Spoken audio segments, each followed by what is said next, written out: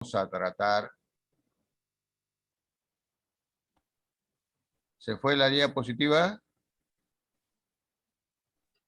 Sí, sí se ve, sí se ve. Sí se ve. Sí. Pues aquí, acá, ok, ya. Bueno, hoy día vamos a tratar dos sacramentos. Los sacramentos de curación, que son la sacramento de reconciliación y unción de los enfermos, ¿no? Así que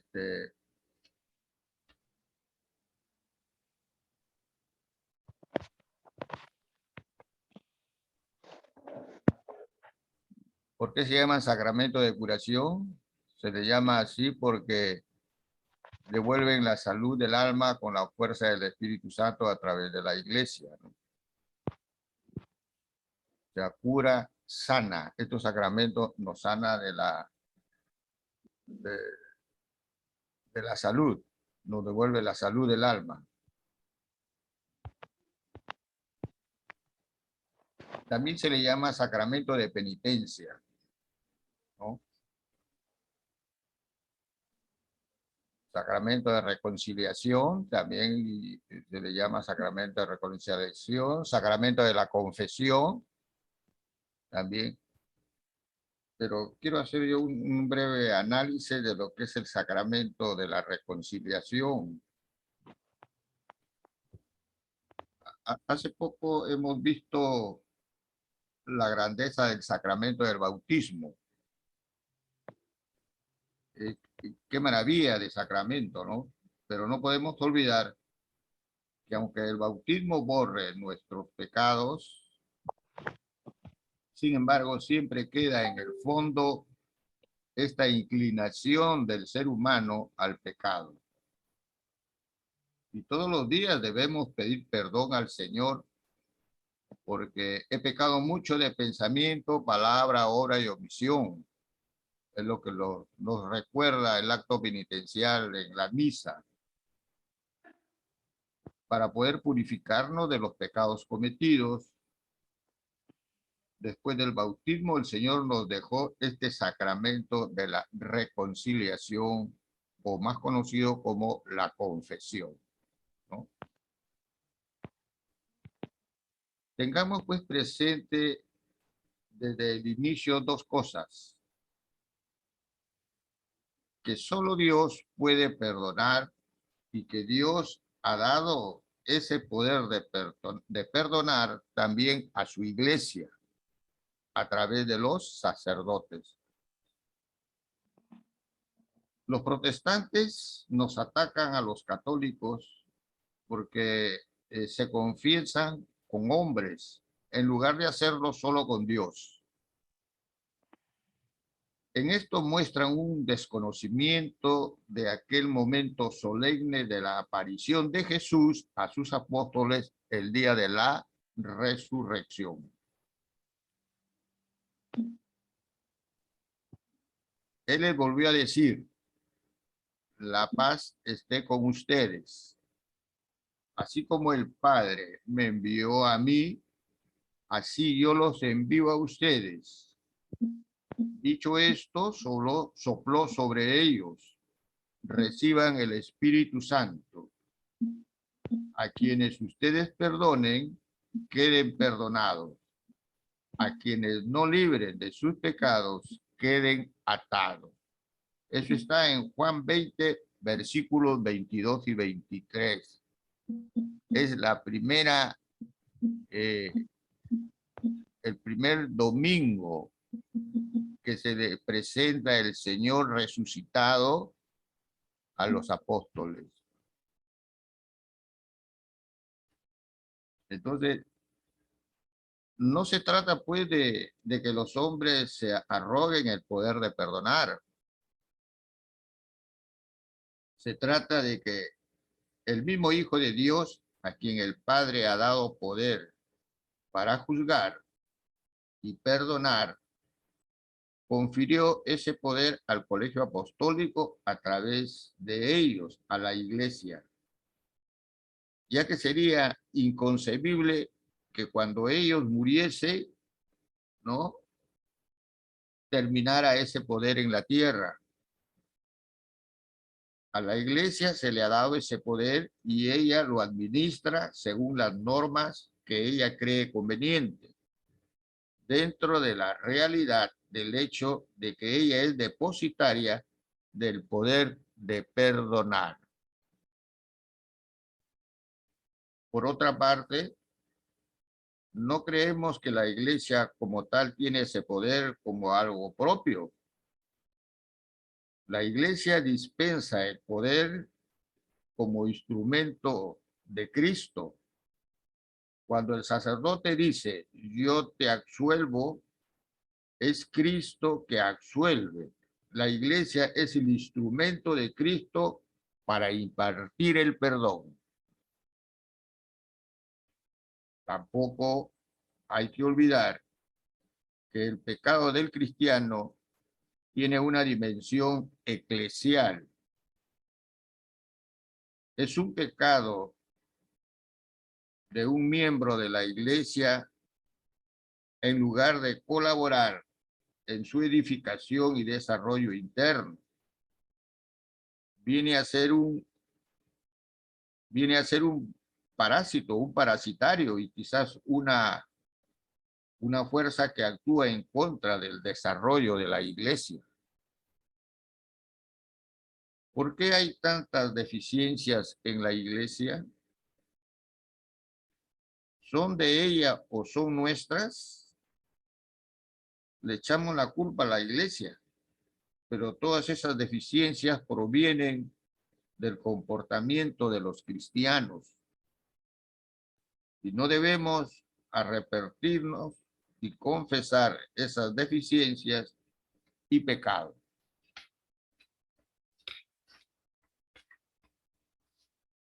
Veamos pues siempre la reconciliación como un instrumento que el Señor quiso dejarnos para que si nos alejamos de Él, retornemos a la casa paterna como el hijo pródigo.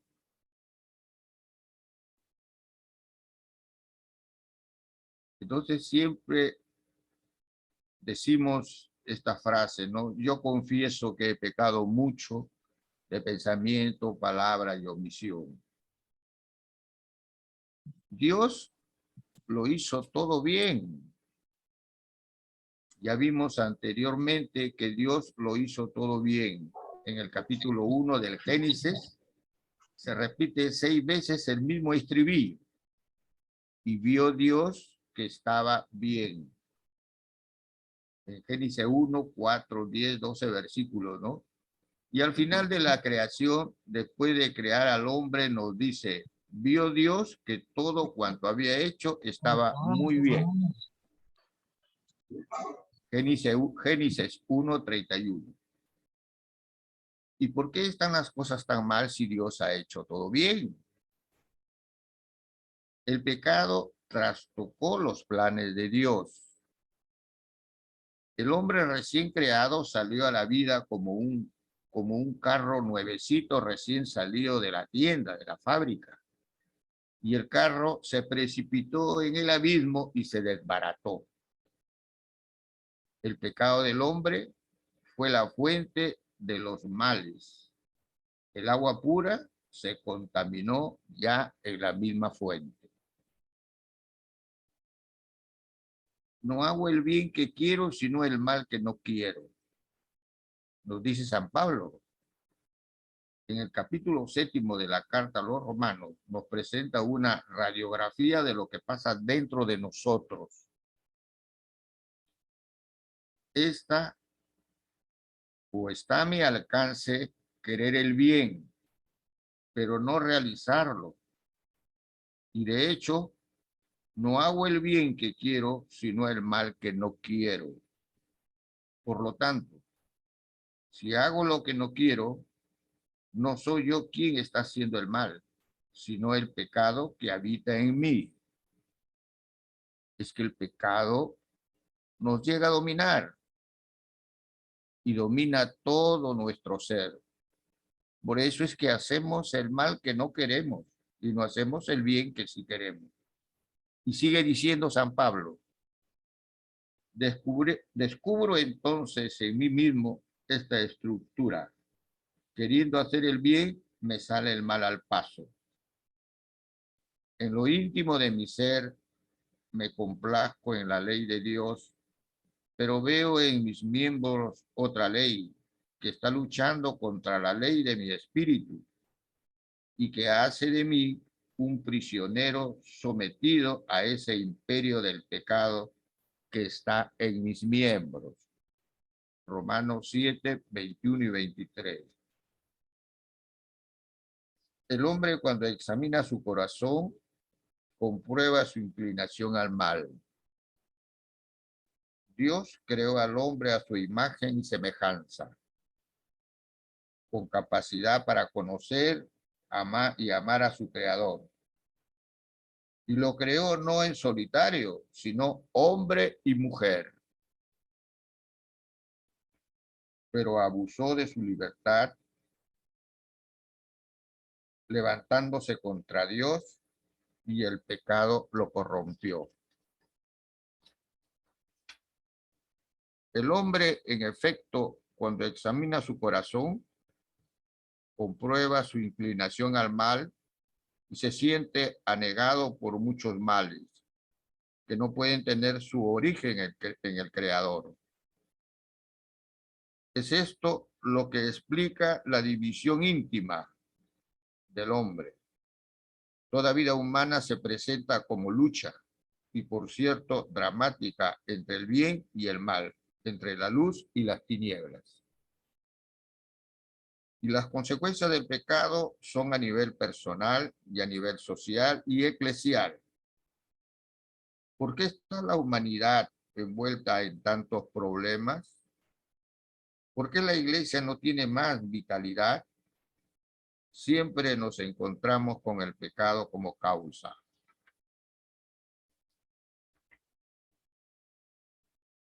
Y las consecuencias del pecado son a nivel personal, dije, y a nivel social, ¿no?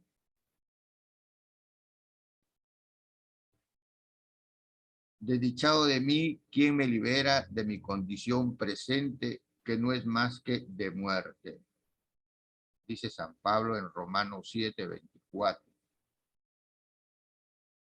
Y sigue San Pablo diciendo, después de presentar la dramática lucha que se desarrolla en nuestro interior, parece que no hay ningún remedio.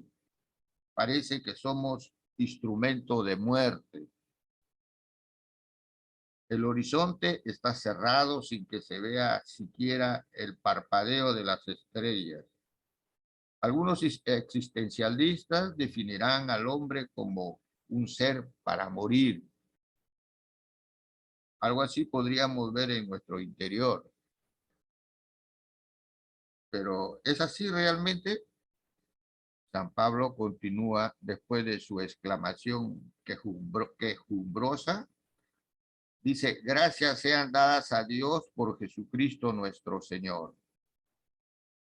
Entonces, ¿en qué quedamos? Pero la misericordia de Dios se hizo palpable a través de su Hijo hecho hombre. La mejor expresión de la misericordia de Dios la tenemos en las parábolas de la misericordia. Eso está en Lucas 15, las parábolas de la misericordia, que son la oveja perdida, la moneda perdida y el hijo pródigo. Ahí explica el Señor verdaderamente cómo es la misericordia de Dios.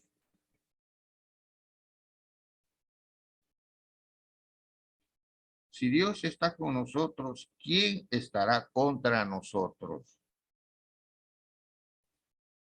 Para poder mostrar hasta dónde llega su misericordia, no perdonó a su propio Hijo, sino que lo entregó por todos nosotros. La realidad es que a través de Jesucristo, su Hijo hecho hombre, Dios nos ha mostrado hasta dónde nos ama. En Cristo se hizo particularmente visible la misericordia. A quien no conoció el pecado, Dios le hizo pecado por nosotros. Cristo no conoció el pecado. Sin embargo, Dios lo hizo pecado por nosotros.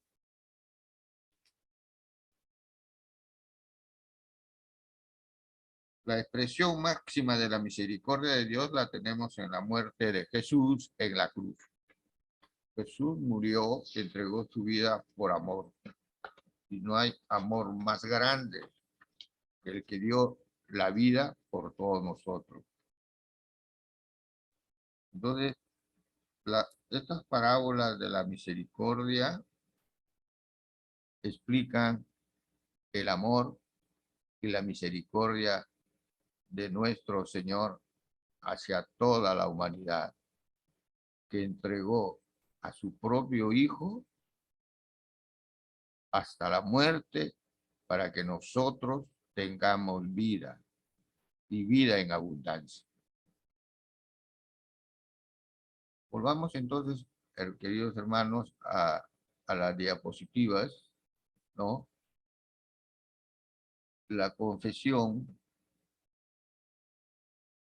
instituida por Jesucristo la tarde de Pascua, esa noche que se aparece a los apóstoles después de su resurrección. A quien perdonéis los pecados les queden perdonados y a quienes les retengáis les queden retenidos, ¿no? Sacramento por el cual recibimos el perdón de los pecados cometidos por medio de la absolución del sacerdote. También se llama sacramento de conversión, sacramento del perdón, sacramento de la reconciliación y sacramento de la penitencia.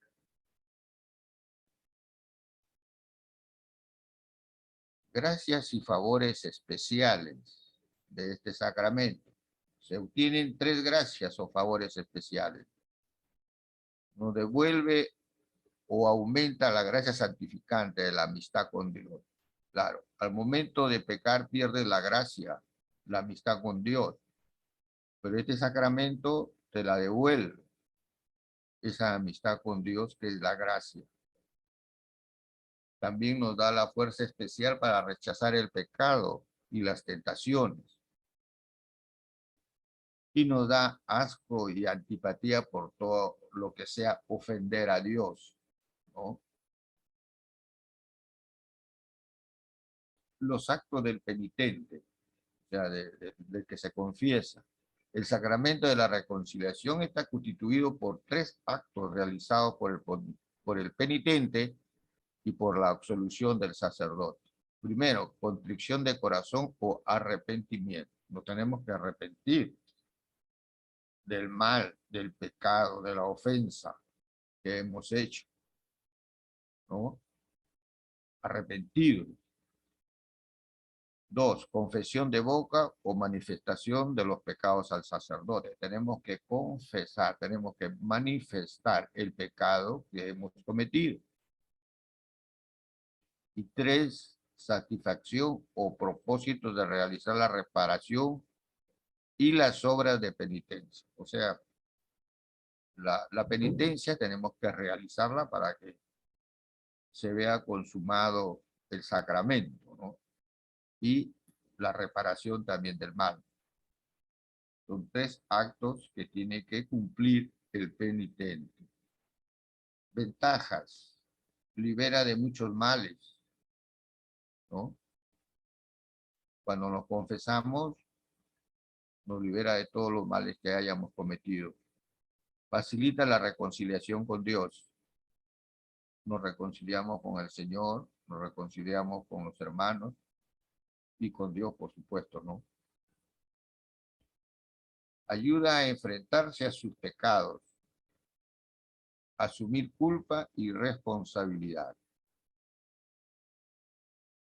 Y le acerca a Dios y a la iglesia. Una vez que ya te has confesado, te has arrepentido y luego te has confesado, ya estás en condiciones de acercarte a Dios y participar de las actividades de la iglesia. El sigilo sacramental. ¿Qué cosa es el sigilo sacramental? es obligación del sacerdote de guardar el silencio sobre todo los pecados confesados bajo pena muy severa. O sea, el sacerdote no le está permitido revelar, ¿no?, los pecados que el que penitente ha confesado. Si lo hace, está sometido a penas severas. La iglesia lo castiga, digamos así, ¿no? La fórmula cómo se absuelve el sacerdote es la que tienen ustedes ahí en la pantalla. Dios Padre misericordioso que reconcilió consigo al mundo por la muerte y resurrección de su Hijo y envió al Espíritu Santo para la remisión de los pecados. Por el ministerio de la Iglesia te concede el perdón y la paz, y yo te absuelvo de tus pecados en el nombre del Padre y del Hijo y del Espíritu Santo. En realidad es Dios quien te está reconciliando o te está absolviendo de tus pecados. El pecado, ¿qué es el pecado, no? Es una falta contra el amor de Dios o del prójimo a causa de un apego indebido a otros fines que atraen. Es una ofensa a Dios. Clases de pecado. Tenemos el pecado original, el pecado mortal y los pecados veniales. El pecado original es una desobediencia de nuestros primeros padres, ¿no? Desobediencia a Dios, ¿no? Y que ha quedado eh, como una herencia de generación en generación, como una falla de origen. Es el pecado original. El desprecio a Dios por la soberbia del hombre. Y fue el primer pecado del hombre, ¿no? Ese es el pecado original. Los pecados mortales son ofensas graves contra Dios. Es la pérdida del derecho al cielo, peligro de condenación eterna. Sin embargo, estos pecados mortales son perdonados también. El Señor los perdona. Solo la ofensa al Espíritu Santo no se perdona. Pero el resto de pecados, todos son perdonados. Y los pecados veniales también es la pérdida de agradar a Dios, ¿no? Por disposición. Los pecados veniales son los pecados pequeños, ¿no? Que con una reconciliación interna podemos, ¿no?, recobrar la gracia. Eso no nos quita que podemos participar de la misa, de la mesa con el Señor.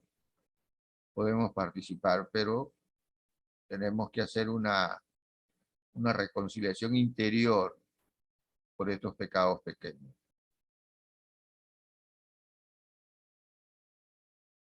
Requisitos para recibir dignamente la confesión.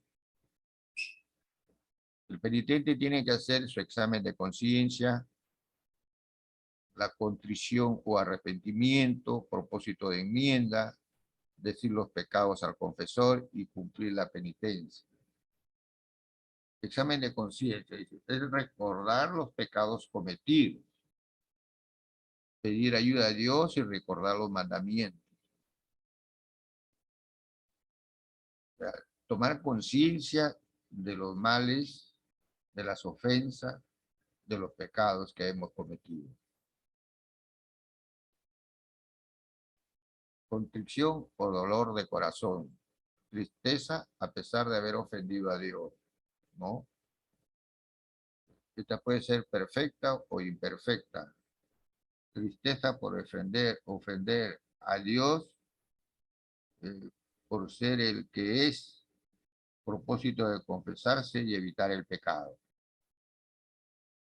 Tristeza por ofender a Dios también, la imperfecta, por la fealdad y repugnancia del pecado y por temor al castigo, ¿no? Entonces,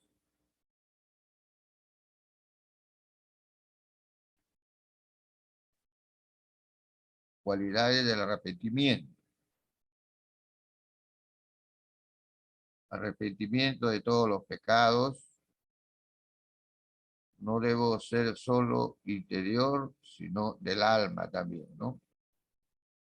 Tenemos que arrepentirnos de todos los pecados cometidos.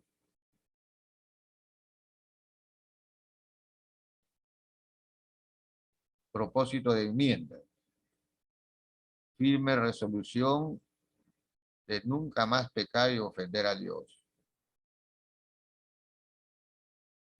Pensar en la pasión y muerte de Cristo, los favores que Dios nos ha hecho, en los males y castigos que nos vendrán y rezar una o más veces el acto de contrición. Este es el acto de contrición, ¿no? Señor mío Jesucristo, Dios y hombre verdadero, Creador, Padre y Redentor mío, por ser vos quien soy, bondad infinita, porque os amo sobre todas las cosas. Me pesa de todo corazón haberos ofendido. También me pesa porque podéis castigarme con las penas del infierno. Ayudado de vuestra divina gracia, propongo firmemente nunca más pecar, confesarme y cumplir la penitencia que me fuera impuesta. Amén. Este es el acto de contrición que debemos repetir. Luego viene la confesión de boca, que es la manifestación de los pecados cometidos,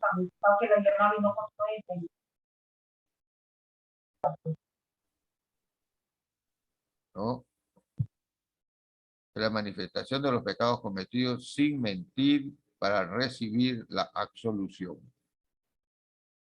Ya, manifestarle al sacerdote todos nuestros pecados cometidos. Y la penitencia es la oración u obras que hay que cumplir para pagar las penas temporales por los pecados cometidos, ¿no?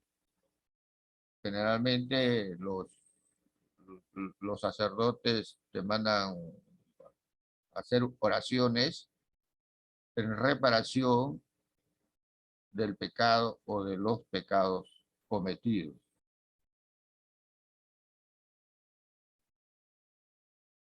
Y las indulgencias también,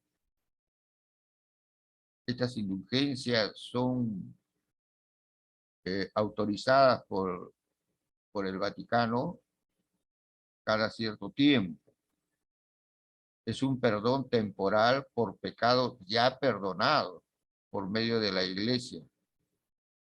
O sea, se te perdona los pecados, pero quedan las consecuencias del pecado. Y son las indulgencias las que ayudan a reparar estas consecuencias. Clases de indulgencias, indulgencias parciales y indulgencias plenarias, ¿no? Entonces, y las condiciones son intención de conseguirlas, estar en gracia de Dios y cumplir con obras prescritas por la Iglesia, ¿no? Por ejemplo, para cumplir las indulgencias, te mandan a rezar, ¿no? Por el Papa, se te manda a rezar a determinada iglesia o parroquia, ¿no? Entonces, tienes que cumplir las condiciones que pone el Vaticano para practicar la indulgencia.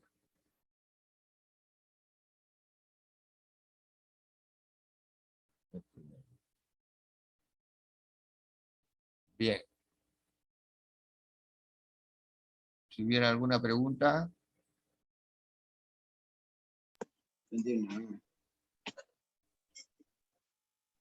Hola.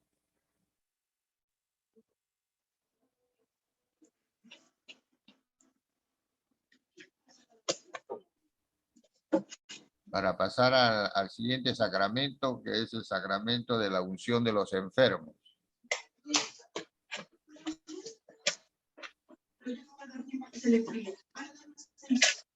Y no sé qué subir acá.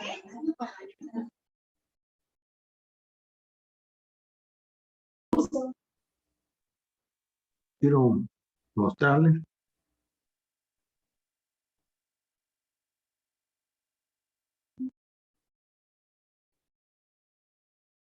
No he escuchado nada. ¿Alguien ha preguntado?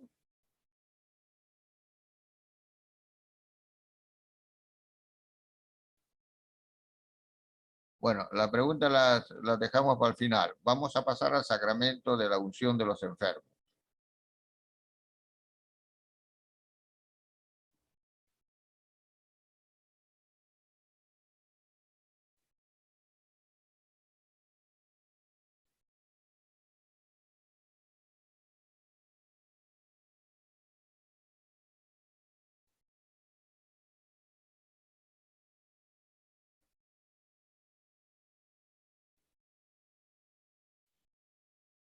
Miguel, dejaste de compartir. Sí, voy a pasar al Ya, otro sacramento, ¿ya? Un ratito. ok. Ya, no.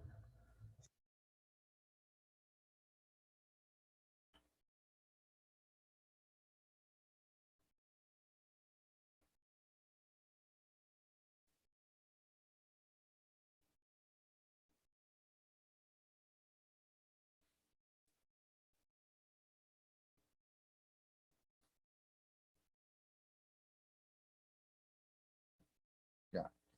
¿Salió la imagen? Sí se ve.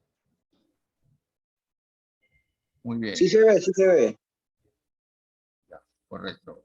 Entonces, vamos a pasar al sacramento de la unción de los enfermos. Este es otro sacramento de curación, ¿no? Para, sobre todo para los enfermos, para los que están mal de salud, para los ancianos, que muchas veces no pueden ya salir y están postrados en sus camas, ¿no? Entonces, este sacramento los sana y los alivia, el alma y el cuerpo.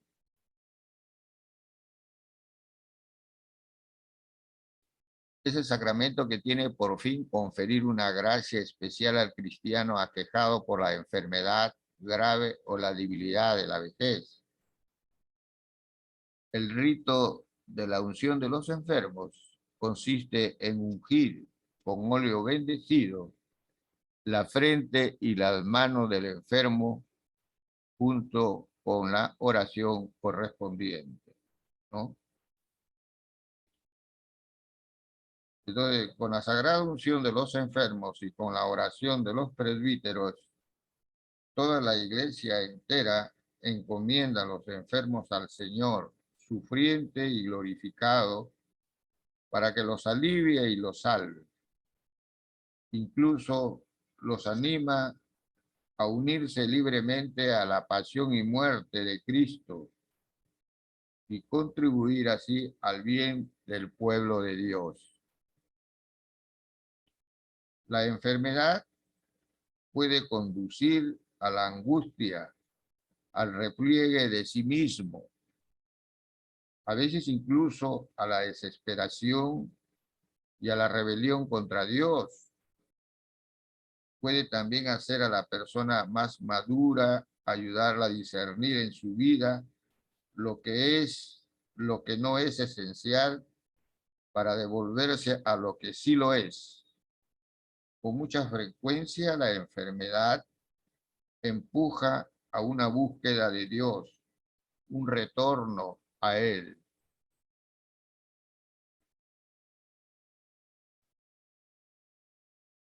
La unción de los enfermos no es un sacramento solo para los que están a punto de morir. La unción de los enfermos, ¿no?,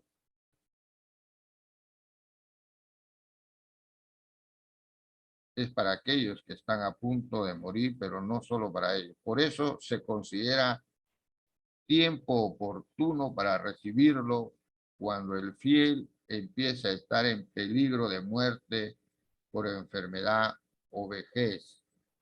O sea, ¿qué cosa quiere decir? De que no debemos esperar que ya el enfermo esté en agonía para llamar al sacerdote y le administre el sacramento.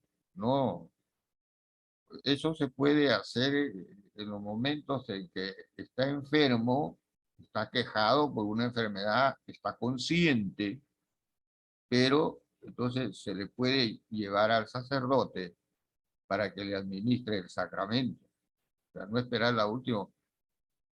Es que existen familias que si tú le llevas al sacerdote para que le administre el sacramento de la unción de los enfermos, no lo permiten y hasta se molestan porque piensan de que queremos que el enfermo se muera o ya está muerto o está a punto de morir. No es eso, no. Hay que administrar el sacramento con tiempo, ¿no? No esperar que el enfermo esté en agonía. Si un enfermo que recibió la unción recupera la salud, puede en caso de nueva enfermedad grave recibir de nuevo este sacramento. También si en el curso de la misma enfermedad el sacramento puede ser reiterado si la enfermedad se agrava, ¿no? O sea, se puede dar por una segunda vez. Solo los sacerdotes pueden administrar la unción de los enfermos. Así es, solo los sacerdotes, obispos y presbíteros son ministros de la unción de los enfermos. Es deber de los pastores instruir a los fieles sobre los beneficios de este sacramento. Los fieles deben animar a los enfermos a llamar al sacerdote para recibir este sacramento. Este sacramento se administra con plena conciencia del enfermo, lo que les decía anteriormente. Los enfermos deben prepararse para recibirlo en buena disposición, con la ayuda de su pastor y de toda la comunidad eclesial, a la cual se invita a acompañar muy especialmente a los enfermos con sus oraciones y sus atenciones fraternas.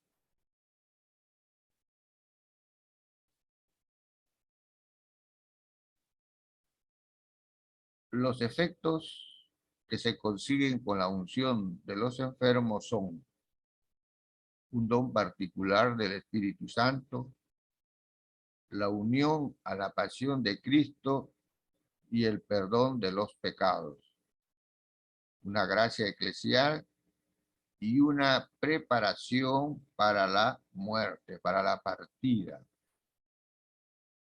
Esas son las gracias que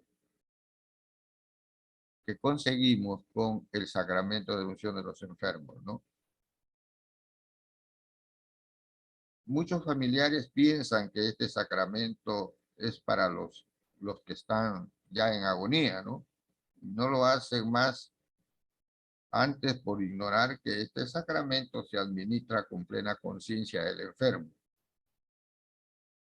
Es muy conveniente que se celebre dentro de la Eucaristía memorial de la Pascua del Señor. Si la circunstancia no lo permite, la celebración del sacramento puede ir precedida del sacramento de la penitencia y seguida del sacramento de la Eucaristía. La celebración del sacramento comprende los siguientes elementos. El sacerdote de la iglesia impone en silencio las manos a los enfermos. Oran por los enfermos en la fe de la iglesia y luego ungen al enfermo con el óleo bendecido. En nuestra iglesia, la consolación, ¿no? Los sacerdotes tienen una especial disposición cuando alguien va y solicita a un sacerdote para que administre el sacramento sea en la casa propia o sea en un hospital. Ellos salen y van a cualquier hora y en cualquier momento. Ellos administran este tratamiento y tienen disposición para hacerlo al momento en que lo van a solicitar, lo van a solicitar o van a pedir, ¿no? La ayuda del sacerdote para administrar este sacramento. Eso se hace en nuestra parroquia. Muy bien. ¿Alguna pregunta si hubiera?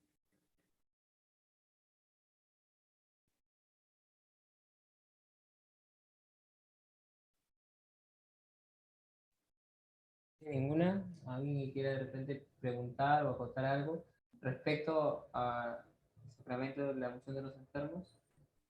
¿Sí, todo está quedando claro? A ver, ahí activemos también de paso nuestras camaritas, los que faltan todavía activar cámaras. Por ahí todavía algunos tienen su camarita apagada. Buenas noches. Ah, ok, Ana, te está votando, me dice, sí, a ver, vuelve a conectarte, a veces pasa, ¿no? De que nos sacas de la reunión, pero nos volvemos a conectar. Muy bien, Rosa, dice que todo está entendido, muy bien, ok. Ya, Miguel, continuamos entonces. Sí, yo ya terminé ya con el sacramento, Ya. ¿no? Por eso que preguntaba si había alguna pregunta para que hagan, ¿no? Ujú. Ya. Ya, muy bien. El tema del proceso de concesión. Por ahí se activó, ahí está. No, ya, sí, se activó un audio. ¿Ha hecho alguna pregunta? No, no le he escuchado bien. No, no, se activó, creo, su audio, pero no, no. Sí, ya aprendí. Por allá. Sí, porque mañana tengo paseo de mis amigos del colegio que habían dicho. No, se activó el audio, supongo. Ya. Está bien, Miguel, sí, no. Entonces, todo claro. Randy también nos dice que todo bien. Genial. Bueno, es cierto, ¿no? En cuanto a lo que Miguel nos estaba diciendo, yo creo que nos debe quedar como lección, como experiencia, esto, ¿no? De que si nosotros pasamos por esto, de tener un familiar delicado de salud, estaría perfecto de que le administre el sacramento de la unción de los enfermos, ¿no? Y no es necesario, no es necesario que esté agonizando, que esté grave Ah, para que se le administre el sacramento. Si bien es cierto, antes, ¿no? Se le llamaba extrema unción, sabemos que ahora el nombre correcto es unción de los enfermos, ¿no? Justamente se corrigió eso para que no se crea de que sea ya en las últimas, ¿no? En casos extremos. Allá, hay una pregunta, la pregunta de Rosa Gutiérrez. Miguel dice a que los santos óleos, ¿a qué se refiere? Nos dice. Antiguamente se llamaba este sacramento también los santos óleos. Después se llamó la extrema unción. Ahora se llama, era solamente el nombre, ¿no? Santos óleos. La realidad es un óleo lo que aplica el sacerdote en la frente del enfermo, ¿no? Entonces es un óleo y le hace la oración correspondiente. Antiguamente se llamaba a este sacramento los santos óleos. Era solamente un nombre que tenía el sacramento, ¿no? Después se cambió por extrema unción, ¿no? Y posteriormente se cambió unción de los enfermos. Así es, ¿no? Y más que todo, como dice Miguel, hace alusión a que lo que se administra como materia del sacramento es un aceite, pues, ¿no? Es un óleo y que verdaderamente, pues, bueno, le dice santo porque pues, está santificado, bueno, es un óleo consagrado, ¿no? Que, bueno, es distinto al de la confirmación, porque también cuando ustedes que van a recibir el sacramento de la confirmación, también va a ser un aceite que les unjan con aceite en la frente, haciéndole la señal de la cruz, ¿no? Por ejemplo, a ver, ahí a Randy, ¿no? Es decir, le van a decir en la confirmación, Randy recibe por esta señal el don del Espíritu Santo, ¿no? En la confirmación. También va a ser un aceite, también va a ser en la frente. Aquí también cabe resaltar que en unción de los enfermos es también en las manos, ¿no? Y bueno, la diferencia entre el aceite de la confirmación y el aceite de la unción de los enfermos, ambos son óleos, pero uno es perfumado y el otro es sin perfume, ¿no? Por eso que el de la confirmación es crisma. Muy bien, Jorge, por ahí también nos dice todo muy bien. Ah, ya, la conexión. Entonces, el de la confirmación es crisma. Hola, Hola, ¿sí? hola hermano Luis, ¿qué tal? Buenas noches, dime.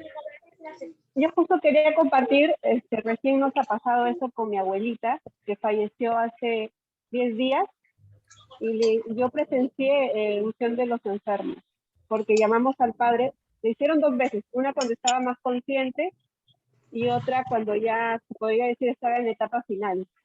¿Sí? Y sí, presencié justo, unas tías le decían los santos óleos y otros le decían unción de los enfermos, como lo están diciendo ahorita, ¿no? Que ahora se llama así, que ahora se le dice así, pero mis tías mayores le decían santos óleos, santos óleos.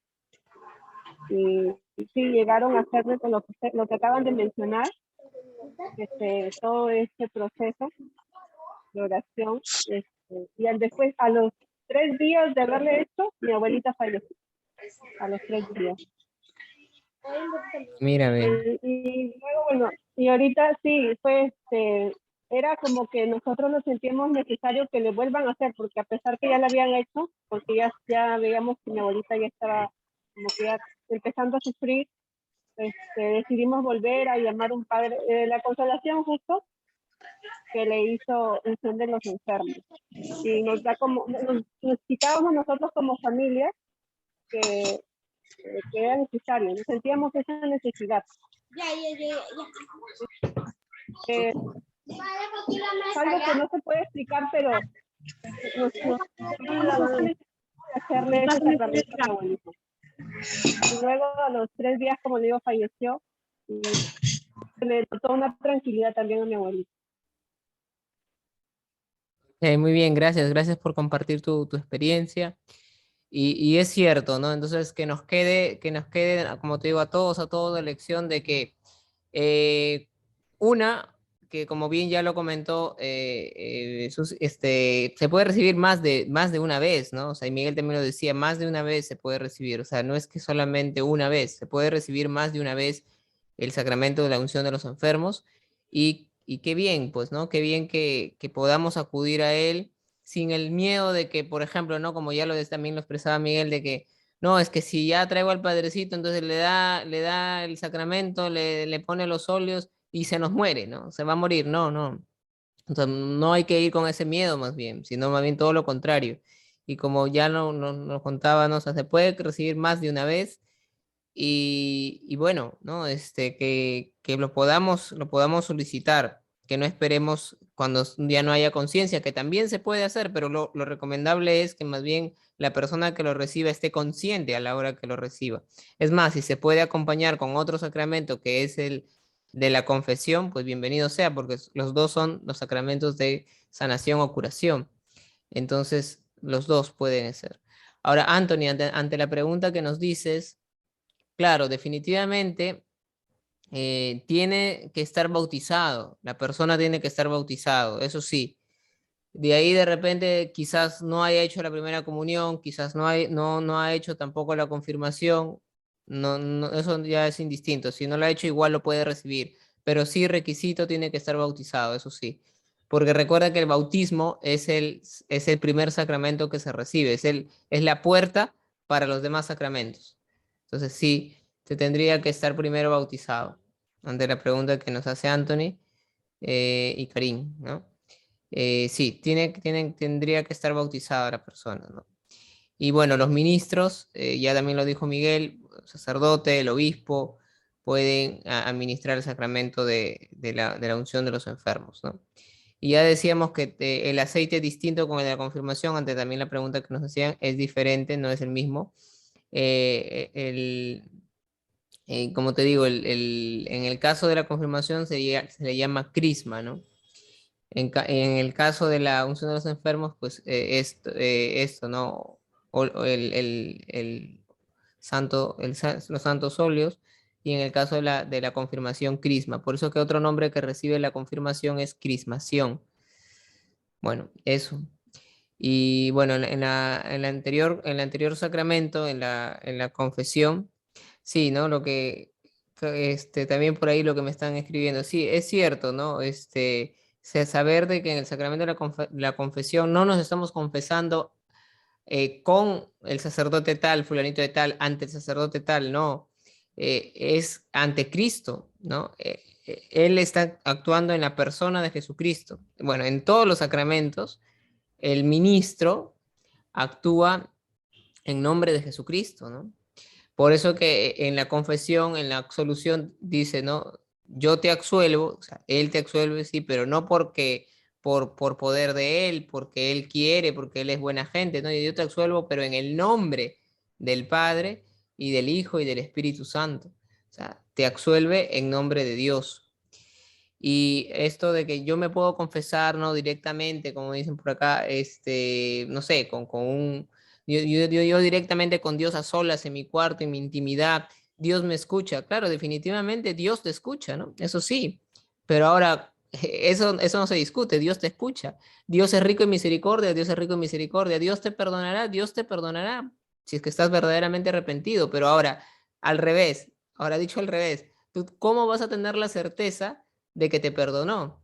Está bien, o sea, Dios es rico en misericordia, es grande y perdona las ofensas de un corazón contrito, de un corazón arrepentido, de un alma penitente, pero ¿cómo vas a tener tú la certeza de la absolución, de que verdaderamente Dios te perdonó? Entonces, es por eso, ¿no? O sea, una de las razones muy, muy básicas, muy fundamentales de decir, oye, yo tengo la certeza de que en verdad Dios me perdonó, es que me acerqué al sacramento de la confesión y escuché las palabras de absolución. Y pues no, justamente la absolución se da haciendo la señal de la cruz. Yo te absuelvo en el nombre del Padre, del Hijo y del Espíritu Santo. Vete en paz, te dice el sacerdote, ¿no? Y además te da la penitencia correspondiente. Por eso también otro nombre, como ya lo dijo Miguel, que tiene el sacramento de la confesión, de la reconciliación, de la misericordia, es justamente penitencia, ¿no? Porque también es allí en donde se da la pena por tus pecados, por eso penitencia, ¿no? Y es la pena por tus pecados. Y no creas, por ahí también me están diciendo, no creas que, no es que, comillas, ¿no? Mágicamente se borran los pecados por rezar Padres Nuestros, Ave Marías. O sea, no es que no funciona así, ¿ah? No funciona así. Aparte, el rezar un Padre Nuestro o un Ave María no es, no es un castigo, ¿no? Más bien es todo lo contrario, ¿no? Porque no es, "Oye, me mandó rezar de penitencia un rosario, uy, un rosario, qué mortificante, qué castigo, qué habrás hecho, ¿no? ¿Cuáles habrán sido tus pecados que te manda a rezar un rosario? No lo vemos así, más bien rosario, conjunto de rosas que le regalamos a nuestra Madre, la Santísima Virgen María. Más bien, déjame decirte que las penitencias no siempre son oraciones, ¿no? No siempre son oraciones. Yo justamente, bueno, justo en la parroquia Consolación es donde más he recibido otro tipo de penitencias que no han sido oraciones. Bueno, en otras parroquias mayormente sí, pero ahí tuve la grata experiencia de recibir distintos tipos de penitencia. Yo te cuento alguna de las mías. Por ejemplo, alguna vez mi penitencia fue leer un fragmento del Evangelio, ¿no? Me dieron la cita bíblica, el Evangelio tal, léetelo. Eso. Pues otras veces ha sido simplemente invocar al Espíritu Santo, mi penitencia. Que diga 7 veces, ven Espíritu Santo. Y las penitencias que más me han gustado han sido las de reparación. Yo he tenido penitencias de reparación, o sea, Ahora, yo te digo también, ¿no? Que cuando tú, por ejemplo, mientes, hay que reparar y decir la verdad. Cuando tú dañas la reputación de alguien con una calumnia, pues tienes que rectificarte. Y recuerda que cuando hemos visto sacramentos, recuerda que si tú has robado, por ejemplo, ¿no? Así sea dinero o cosas o lo que fuere, o derechos, si se roba, no solamente decir, ya, mira, yo robé, vamos a poner, no sé, 100 soles, por poner un ejemplo, ya yo voy, me confieso y ya Diosito me perdonó, y ya está feliz y contento. No, es que eso no acaba ahí. Si tú no devuelves lo robado, de nada sirve haberte confesado. ¿Ah? O sea, cuando hemos visto sacramentos hemos revisado de que es así, o sea, hay pecados que cuando atentan contra un mandamiento, si no son reparados, de nada vale haberse confesado. Entonces, por eso que a veces nos critican, ¿no? Dicen, no, los católicos ya, bueno, ellos se confiesan y creen que con eso, recuerdo a Arjona, ¿no? Dice, con un Padre Nuestro el asesino no revive a su muerto, ¿no? Y es que no, pues no, o sea, no creemos en eso, no creemos en que con cumplir una penitencia, con confesarme, ya está, se acabó todo, ¿no? Hay que reparar el daño cuando se requiere, por ejemplo, en este caso concreto de haber robado algo, si tú no devuelves lo robado, tu pecado ahí está. Te puedes confesar todo, pero tienes que devolver lo robado, tienes que reparar el daño. Y es claro esto. Ahora, que no sé a quién devolvérselo, hay mil formas, ¿no? La caridad, la caridad con el necesitado, con el pobre, la limosna en la parroquia. Si no tienes a quién devolverlo, pero si sabes de quién es, ve y devuelve, ¿no? Si has dañado la reputación de alguien, tienes que reparar eso. Si has mentido y esa mentira ha causado que dos personas se peleen, se separen o no sé, se enemisten, tienes que ir a arreglar eso y afrontar y dar la cara. Y eso es lo que más cuesta. O sea, creo que más vergüenza es eso que te vayas a confesar ante el sacerdote. Ahora, por ahí decían, sí, es igual de pecador que nosotros. Yo digo que igual o hasta puede ser más pecador que nosotros, pero no somos quien para juzgarle. Recuerda que, como te digo, no nos estamos confesando ante un hombre, sino es ante Dios. Él simplemente, él está actuando en la persona de Jesucristo porque es un ministro ordenado que ha recibido el sacramento de la orden sacerdotal. Entonces no te estás confesando ante el padrecito fulanito de tal, ¿no? Ante el padre Mario, ante el padre Jorge, ante el padre no sé cuál, ¿no? Es ante Jesucristo.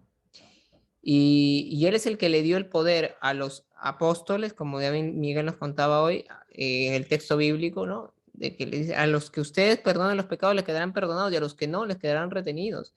Y también, no creas que, ya, o sea, yo voy y hago tal cosa, miento, robo, hago un desmadre y de ahí ya, entonces se soluciona. Después ya el domingo me confieso, pues, ¿no? El domingo me confieso y ya, asunto arreglado, borrón y cuenta nueva. Sí, si bien es cierto, Dios es rico en misericordia y verdaderamente se olvida de nuestros pecados, por completo es un borrón, no es como nosotros que somos rencorosos y que vamos acumulando rayitas, allá vas una, ya vas dos. Dios no es así. Dios sí es rico en misericordia, pero no debemos abusar de su misericordia.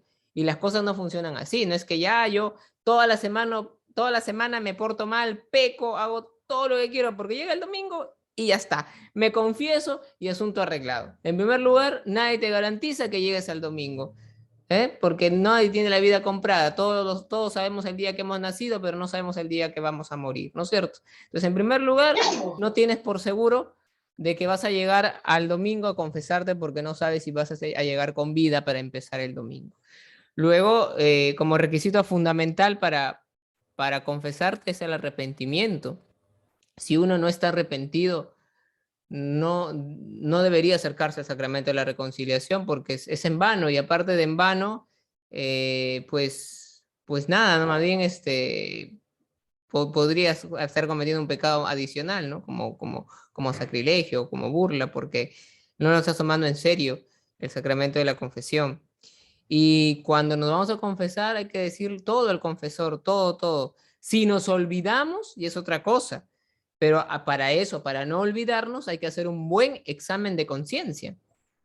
Por eso, antes de acercarnos a la confesión, tenemos que hacer nuestro examen de conciencia y hacerlo bien, detenidos, a conciencia justamente, ¿no? Hacer bien nuestro examen de conciencia, examinar bien. Y ya luego de haber hecho bien nuestro examen de conciencia, ahora sí yo me acerco a la confesión. Arrepentido. Requisito fundamental el arrepentimiento, porque si no estás arrepentido, por las puras.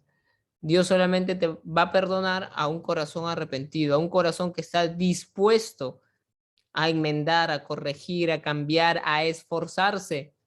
¿Que puedes caer 1000 veces en el mismo pecado? Sí, porque somos débiles, pero te esforzaste, pues. Pero si tú no pones los medios, de nada sirve. Entonces, ¿para qué te estás acercando a la confesión? No es un juego. Entonces, hay que asumirlo así como tal, ¿no? Acercarnos con esa disposición, acercarnos convencidos y arrepentidos, ¿no? Arrepentidos de lo que hemos hecho. Y justamente están los requisitos para confesarse, ¿no? Es haber hecho el examen de conciencia, ¿no?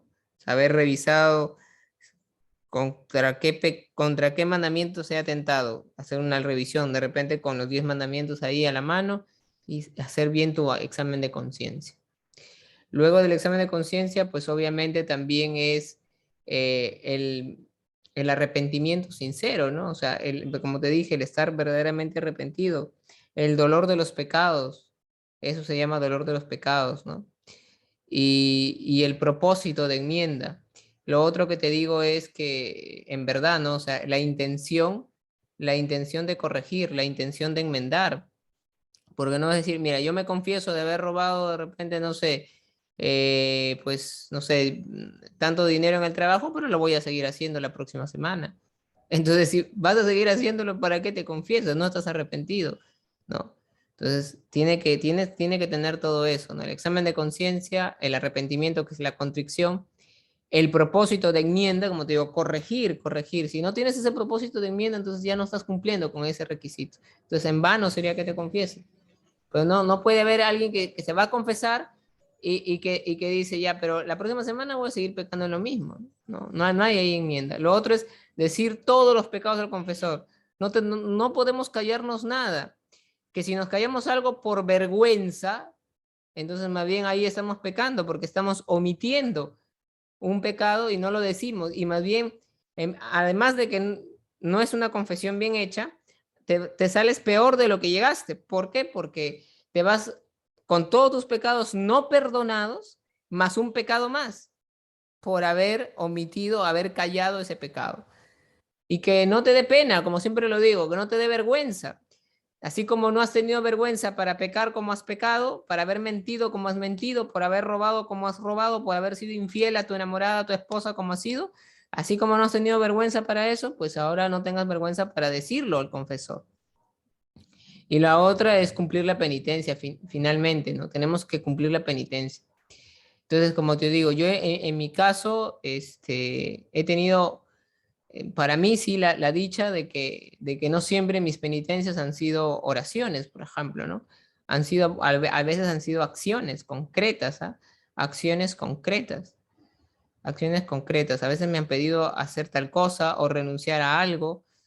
Y entonces sí, he tenido que hacerlo. Y esto de que lo que Jesús les dijo, ¿no? Jesús les dio el poder.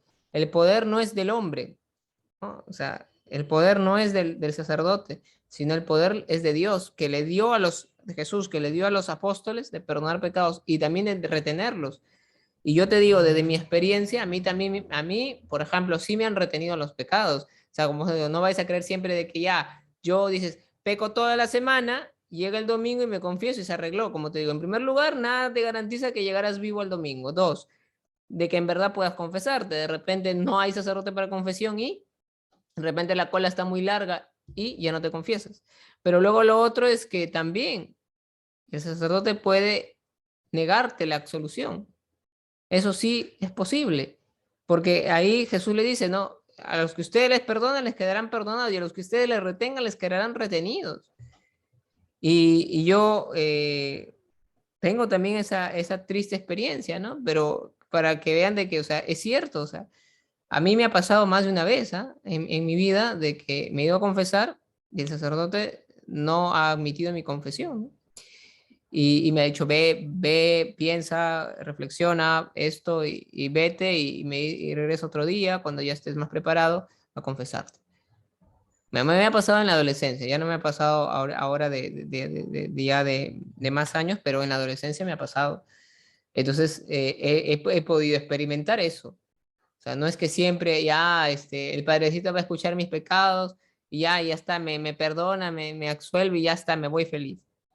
No. Entonces, hay que tomar conciencia de verdad del sacramento, ¿ya? Y bueno, te lo repito por ahí con lo que me decían ahí en los mensajes.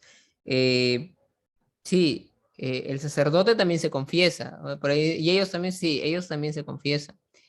Con el obispo, no necesariamente con el obispo, pero sí pueden ellos confesarse con el obispo o con otro hermano sacerdote. ¿Ya? También se pueden confesar con otro hermano sacerdote. Usualmente los sacerdotes tienen su guía espiritual y su asesor, bueno, su asesor espiritual y su confesor, ¿no?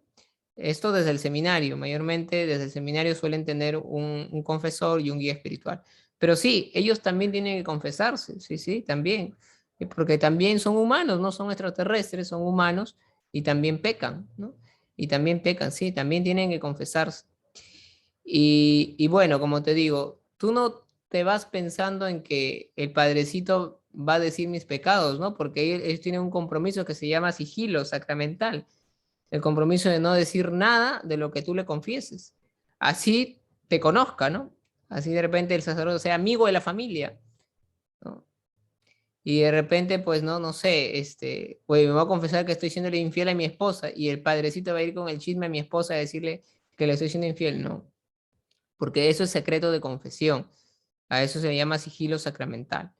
Salvo en casos graves, en casos donde, por ejemplo, atente contra la seguridad de alguna persona o de una ciudad, por ejemplo, no sé, alguien dice, me confieso de que que he puesto una bomba que va a explotar en 5 horas en tal lugar.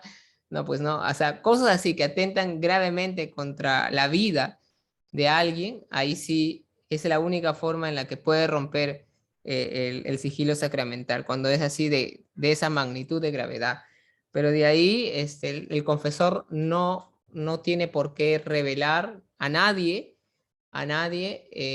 tus pecados, porque eso es. Luego lo otro, el Padrecito se va a asustar, se va a traumar, se va a desmayar, se va a derrumbar la iglesia. No te preocupes. No te estás confesando ante el hombre, te estás confesando ante Dios y no va a haber ningún pecado que a Dios le espante.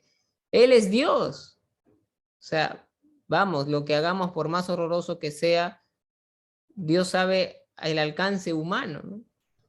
Entonces Dios es rico en misericordia.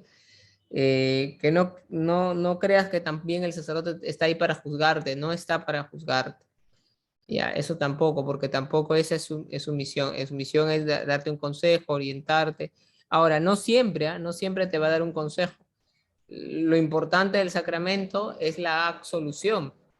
Yo también a veces he tenido casos en los que, por ejemplo, no sé si te ha pasado, te has confesado en Navidad, donde las colas están larguísimas, y el sacerdote ya a veces ya no te da el consejo ni la orientación por el tiempo para que pase al que sigue y al que sigue, y te da la absolución y dices, qué mal el sacerdote que no me ha dicho nada, ¿no? Es que tú no vas para, no es psicólogo, o sea, tú no vas para que te dé una cita, una charla psicológica y te atiende y te escuche todos tus problemas, ¿no? Tú vas por el sacramento, que es que te absuelva de los pecados. A buena hora, si te da una orientación, una guía espiritual, te da un asesoramiento, un consejo, bienvenido sea. Pero si quieres que te escuchen, pues paga tu cita en el psicólogo, tampoco vas para hacer catarsis, ¿ya? Bueno, no sé, ahorita de repente sonando muy duro, pero no vas para eso, sino por la absolución y la absolución de tus pecados, o sea, lo principal. Es más, ¿no? Yo también he sido testigo de alguna vez la cola larguísima, ¿no? El sacerdote salió y dijo, bueno, ya todos, entonces oró sobre todos nosotros y nos dio la absolución así en masa, sin haber escuchado, y eso también es válido cuando es la confesión grupal. Pero eso siempre y cuando el ministro lo crea oportuno y era en una situación pues que lo meditaba. Entonces sucede, ¿no? O sea, eso también, ¿por qué? Porque lo principal es que tú quieras confesar de que estés verdaderamente arrepentido. Y lo último, que por ahí me decían era, pero ¿por qué tengo que decirlo, no? Si Dios sabe, Dios sabe mis pecados, claro que sí, Dios lo sabe. Dios lo sabe. Entonces, ¿qué necesidad tengo yo de decir, como dice, ¿no? Decir los pecados al confesor? Para que el confesor se entere, ¿no? Porque el confesor no es chismoso. Aparte, ¿qué le importa tu vida al padrecito? No, no es para que se entere, sino que tiene mira, el sentido que tiene de decir los pecados es el sentido de reconocerte pecador, de reconocerte pecadora, de admitir tu culpa. Mira, no sé, pasa con los que son padres y cuando hemos sido también chiquitos niños, cuando hacemos una travesura, cuando nos portamos mal y alguien rompió el florero de la casa ya, y llega el papá, la mamá, ¿y quién rompió el florero? Y nadie quiere decir nada, todos con miedo de repente, no, mi hermano fue y acusamos al otro. Pero son pocos, igualito sucede con los profesores, ¿no? Son pocos los estudiantes o los hijos que digan, sí, profesor, o sí, mamá, sí, papá, he sido yo, ¿no? He sido yo he sido que jugando acá o entrando corriendo, yo lo rompí. No lo quise romper, pero entré jugando y la madre me decía, sí, pero tú sabes que no tienes que entrar corriendo. Sí, mamá, bueno, yo sé que no, pero lo hice, ¿no? Y son pocos los valientes que dirán, yo he sido, ¿no? O sea, eh, a veces pasa una travesura en el aula y el profesor voltea y dice, ¿quién ha sido? Y nadie quiere decir nada, ¿no? Es muy poco o raro los casos que alguien levante la mano y diga, sí, profesor, yo fui quien tiró el papelito, yo fui el que hizo eso.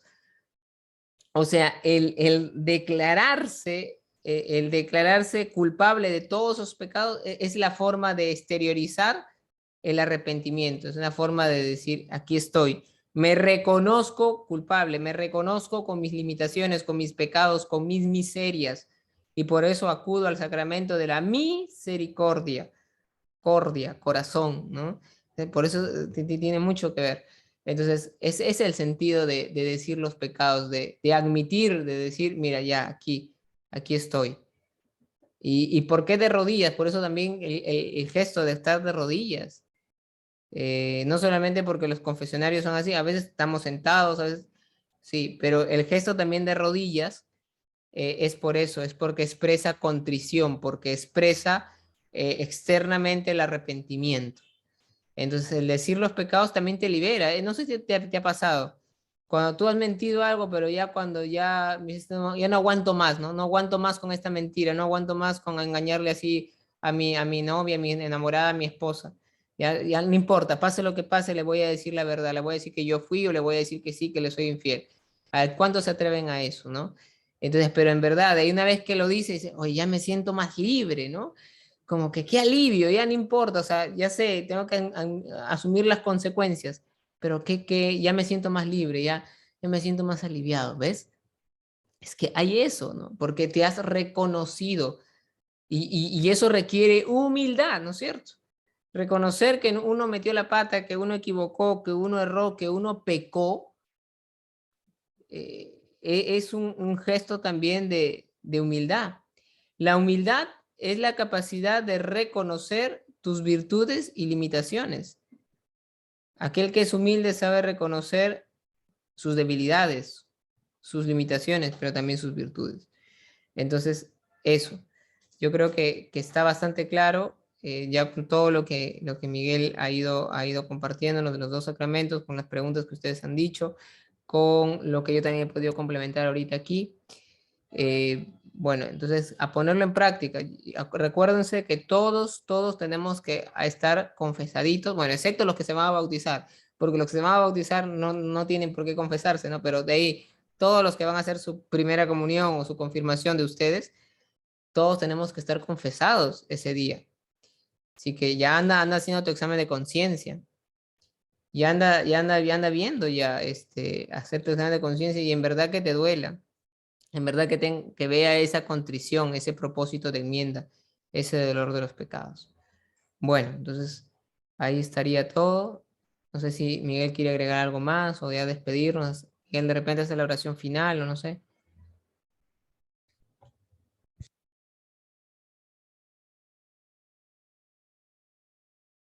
No sé si estás por ahí.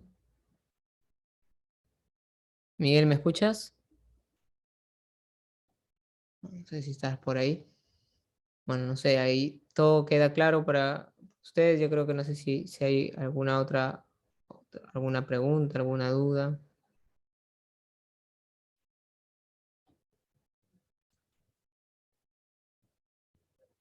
Bueno, entonces, bueno, dicen que el silencio otorga. Bueno, que sepan que una vez más reitero, no importa no importa que, no sé, mira, puede ser el peor sacerdote del mundo, puede ser un sacerdote que de repente no sea fiel a su vocación, que de repente, ojalá que no sea así, pero que de repente no es fiel a su vocación, de repente dice, no, yo soy testigo de que el padrecito tal tiene una relación amorosa con fulanita de tal, y yo no me voy a confesar con ese cura pecador. No, o sea, ya, que Dios lo juzgue. Y si es así, definitivamente no tiene ganado el cielo. Definitivamente no tiene ganado el cielo. Pero recuerda que cuando él está confesando, no es él, el padre Carlos pecador tal, sino es Jesucristo, que a pesar de que puede ser un hombre pecador y muy pecador, Jesús actúa a través de él cuando está confesando, solo cuando está ministrando un sacramento, definitivamente Jesús actúa porque él es un ministro ordenado, ¿ya? Entonces, ahora, de que no sea coherente, eso, yo te diría, a nosotros nos queda orar por nuestros sacerdotes, al laico, a ti y a mí, nos queda eso. Y a Dios ya le juzgará. Y puede ser de que tú te has confesado con ese padrecito, tú te salvas y el padrecito no, de repente, pero tú te salvas. O sea, eso es independientemente de la bondad, de la gracia del sacerdote. Porque recuerda que el sacerdote está actuando como se dice en latín, en persona Christi, ¿no? O sea, en la persona de Cristo. Está actuando en su nombre, ¿ya? Muy bien, entonces hacemos la oración final. No sé, Miguel, algo más o hace la oración final ya para despedirnos. ¿Estás por ahí? ¿Me dejaste de compartir? Vic, ¿dejaste de compartir? Miguel, ¿sí me escuchas? Sí, te escucho, te escucho. Ya, no sé, hace la oración final, ya nos despedimos. Sí, ya, porque yo ya terminé. Ya, ¿la haces tú o no? No sé. Habla tú, por favor. Ah, ya. Ya, a ver, entonces esta vez, a ver, activemos nuestras camaritas ya para poder irnos. A ver. Ya, vamos a ver, ustedes saben levantar la manito, ¿no es cierto? En Zoom, ¿no? Sí saben, ¿no? Entonces, a ver, no sé, alguien que por ahí desee hacer hoy, en esta noche, para despedirnos la oración final. ¿Alguien de ustedes que quiera hacer la oración final? A ver, por ahí, levante la manito, ya, y si no, ya menos voy a tratar de verles en la pantalla la mano en Zoom, o si no, por ahí, alguien que desee hacer la oración final de ustedes. A ver, o active su audio y diga yo o nosotros. A ver, ¿alguien que desea hacer la oración final? Bien, buenas noches para darle gracias Muy a bien, Marco, Dios, hermanos. adelante. Sí, adelante, Marco. Buenas Bueno, noches. buenas noches, hermanos. En realidad, eh, sentirnos bendecidos por Él porque siempre nos provee de todo su gran amor, de su gran misericordia. Darle gracias una vez más también porque no solamente toca nuestro corazón y nos alienta a seguir en este camino que es el que estamos nosotros viviendo, atravesando en una época de pandemia, en una época que no sabemos cómo están realmente las cosas de una manera transparente en el mundo y en nuestro país. Pero por la gracia, por la misericordia, por ese gran amor de nuestro Señor, es que nos mantenemos, hermanos. Por eso les pido, por favor, en esta noche y cada día de nuestras vidas, darle gracias. Me siento bendecido, me siento agradecido porque sigo con vida, porque me permitió salir de esta pandemia, que verdaderamente nos siga proveyendo de su gran amor, nos siga proveyendo de toda esa misericordia enorme que derrama a cada instante sobre nosotros. Confiemos en Él, confiemos en nuestra Virgen Santa María, nuestra Madre, que siempre está plena con el poder del Espíritu Santo que Dios nos ha dado a todos y que lo llevamos dentro, que nos está dando una vez más la oportunidad de, a través de los sacramentos del bautismo, la confirmación, el matrimonio, poder fortalecernos con su palabra, poder fortalecernos viviendo para Él exclusivamente, ¿verdad? Que vamos a poder conseguir tantas cosas. Yo le doy gracias una vez más y le pido al Dios Todopoderoso que siga escuchando el clamor de la humanidad, el clamor de cada uno de nosotros, el clamor en silencio de todas aquellas personas que probablemente se sienten abandonadas, se sienten despojadas. Pero el Espíritu Santo del Señor, cuando llega, nos toca, verdaderamente nos alimenta y nos da esa fortaleza. Te basta mi gracia, mi fuerza se manifiesta en la debilidad. El amor de Dios que siempre gobierne nuestras vidas, hermanos, que nos acompañe siempre y en todo momento. Gracias. Amén. Amén. Muy bien. Entonces nos despedimos también saludando a nuestra Madre, la siempre Virgen María, y le vamos a decir: Dios te salve María, llena eres de gracia, el Señor es contigo, bendita tú eres entre todas las mujeres, y bendito es el fruto de tu vientre Jesús. Santa María, Madre de Dios, ruega por nosotros los pecadores, ahora y en la hora de nuestra muerte. Amén. En el nombre del Padre, y del Hijo, y del Espíritu Santo. Bien, pues un abrazo, bendiciones, ya estamos en contacto. Apenas yo tenga noticias de